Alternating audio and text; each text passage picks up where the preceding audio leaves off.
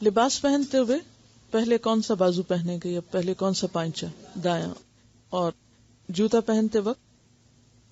جی پہنتے وقت دایاں ہی پہنیں گے اور اتارتے وقت بایاں. وضو کی سنتیں: پہلے بسم اللہ پڑھیے، پھر مسواک سے دانت صاف کیجیے، پھر اپنے دونوں ہاتھ 3 مرتبہ دھوئیے، پھر منہ بھر کر کلی کیجیے، ناک میں پانی زور سے چڑھائیے اگر روزہ نہ ہو تب، ورنہ اگر روزہ ہو تو بہت اوپر نہیں لے جائیے کہ کہیں حلق کے پار پیٹ میں نہ چلا جائے. پھر اپنا چہرہ 3 مرتبہ دھوئیے، اس کے بعد دایاں ہاتھ کوہنی سمیت 3 مرتبہ، اسی طرح بایاں ہاتھ کوہنی سمیت 3 مرتبہ. کوہنی کس کو کہتے ہیں؟ ایلبو کو. پھر سر اور کانوں کا مسح کیجیے.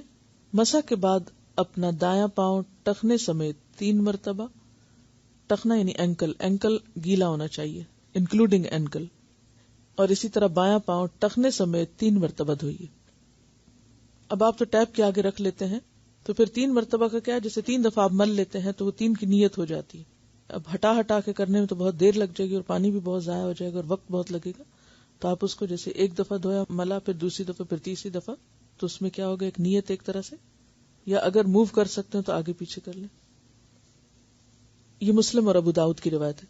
زبان اور تالو بھی صاف کریں. تالو کس کو کہتے ہیں؟ پیلٹ کو، یعنی اوپر کے، یعنی زبان ہماری جس حصے کو لگتی ہے منہ کے، وہ تالو کہلاتا ہے. اس طرح کھانے کی جمی ہوئی تہہ صاف ہو جاتی ہے اور بیماریاں نہیں ہوتی. گھر سے وضو کر کے نماز کے لیے جانا افضل ہے. رسول اکرم صلی اللہ علیہ وسلم وضو کے وقت ہاتھ اور پاؤں کی انگلیوں میں خلال کرتے تھے. خلال کا لفظ ہے نا خلل سے، یعنی انگلیوں کے بیچ میں دوسری انگلی ڈالنا. یعنی ہاتھوں کا خلال تو عموماً دونوں ہاتھوں کو ایک دوسرے میں ڈالنے سے ہو جاتا ہے، لیکن پاؤں کا خلال جو ہے وہ مختلف طرح سے ہوگا. نہیں، وہ یک بارگی نہیں کریں گے بلکہ چھوٹی انگلی کے ساتھ کریں. ایک ہاتھ کی انگلیاں دوسرے ہاتھ کی انگلیوں میں ڈال کر خلال کریں، اور پاؤں کی انگلیوں میں خلال الٹے ہاتھ کی چھنگلی یعنی سب سے چھوٹی انگلی کے ساتھ کریں. چھنگلی کا کیا مطلب ہے؟ چھوٹی انگلی. 6 یعنی چھوٹی کے لیے اور انگلی، تو چھنگلی چھوٹی انگلی یعنی چھٹی انگلی نہ سمجھیں. یہ دونوں عمل وضو کا حصہ ہیں تاکہ انگلیوں کا کوئی درمیانی حصہ بھی خشک نہ رہے، کیونکہ آپ کو معلوم ہے کہ اگر وضو کے فرائض یعنی جن حصوں کا دھونا فرض ہے، اگر اس میں سے ایک بال کے برابر بھی جگہ خشک رہ جائے تو وضو نہیں ہوتا. اور خصوصاً اگر ایڑیاں خشک رہ جائیں تو اس کے لیے تو بہت سخت وعید بھی ہے. ویل للعقاب من النار. عقاب یعنی ایڑیوں کے لیے آگ سے ہلاکت ہے. وضو سے پہلے بسم اللہ ضرور پڑھیے، اور اتنا ہی کافی بسم اللہ کہنا. آپ صلی اللہ علیہ وسلم نے فرمایا، ہر وہ کام جس کے شروع میں بسم اللہ نہ پڑھی جائے وہ بے برکت ہوتا ہے. ایک اور روایت میں آتا ہے، اس شخص کا وضو نہیں جو شروع میں بسم اللہ نہیں کہتا. یعنی اتنی تاکید ہے. ابو داؤد اور دارمی کی روایت ہے، اس شخص کی نماز نہیں جس کا وضو نہیں. رسول کریم صلی اللہ علیہ وسلم جب وضو کرتے تو پانی کا ایک چلو لیتے اور اس کو اپنے حلق کے نیچے داخل کرتے، اس سے داڑھی کا خلال کرتے. یعنی داڑھی کا خلال کیسے ہوتا ہے؟ چلو پر پانی لے کے نیچے سے اس کو بالوں کو گیلا کرنا. اور فرماتے، مجھے میرے رب نے اسی طرح کا حکم دیا ہے. قیامت کے روز میری امت کے لوگ ایسی حالت میں آئیں گے کہ وضو کے اثرات کی وجہ سے ان کے چہرے، ہاتھ اور پاؤں چمکتے ہوں گے. تم میں سے جو شخص اس چمک اور روشنی کو زیادہ بڑھا سکتا ہو تو ضرور بڑھائے، کیونکہ قیامت کے دن تو اندھیرا ہی اندھیرا ہوگا. آپ سب نے وہ روز قیامت کیا ہوگا سن رکھا ہوگا کہ ہر شخص کے پاس روشنی اپنی اپنی ہوگی، کوئی کسی کو اپنی روشنی نہیں دے گا. تو اسی لیے آپ نے فرمایا جو اپنی روشنی کو جتنا چاہے پھر بڑھا لے. ہاتھ اور پاؤں، کوہنیوں اور ٹخنوں سے کچھ اوپر تک تقریباً 1 انچ دھونا باعث فضیلت ہے. یعنی صرف ٹخنوں تک نہیں، ٹخنوں سے 1 انچ اونچا لے جائیں. صرف کوہنیوں تک نہیں، کوہنیوں سے 1 انچ اونچا لے جائیں. کوشش کریں کہ ہر نماز کے لیے تازہ وضو کریں اور ہر وقت باوضو رہیں، لیکن ہر وقت باوضو رہنا فرض نہیں، پسندیدہ ہے. جو شخص مکمل وضو کر کے مندرجہ ذیل کلمہ شہادت پڑھے تو اس کے بعد اس کے لیے جنت کے 8 دروازے کھول دیے جاتے ہیں کہ جس سے چاہے داخل ہو جائے. ابھی آپ دیکھیے کہ چند الفاظ پر مشتمل یہ کلمہ، اور آپ کو یہ کلمہ آتا بھی ہے، لیکن ایک چیز کا علم ہونے کے باوجود اگر وہ عمل میں نہ ہو تو کیا فائدہ ایسے علم کا؟ تو کرنا کیا آپ کو؟ اس کی عادت ڈالنا ہے.